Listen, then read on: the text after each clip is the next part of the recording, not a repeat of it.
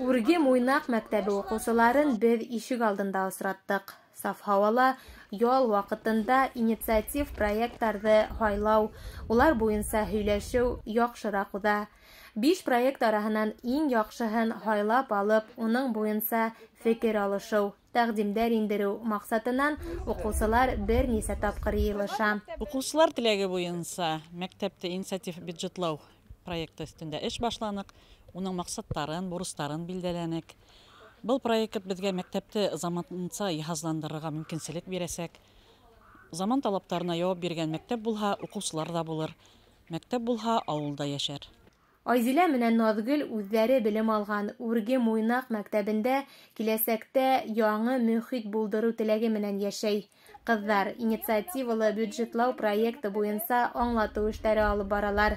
Классташтарын һәм башка укучыларны яңа проектларга кушылырга, актив булырга чакыралар.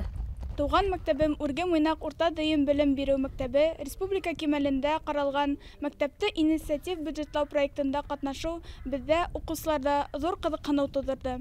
Мәктәп территориян һәм инфраструктураһын үстерергә юнәлтелгән бюджет карары заманча талаптарды үтәргә булышлык итә. Бездә мәктәп укучылары 5 проект төрен хайланалар. Улары ута анату, мәктәп ихаты, компьютер клубы, мәктәп радио һәм ял итү зонаһы булдыру.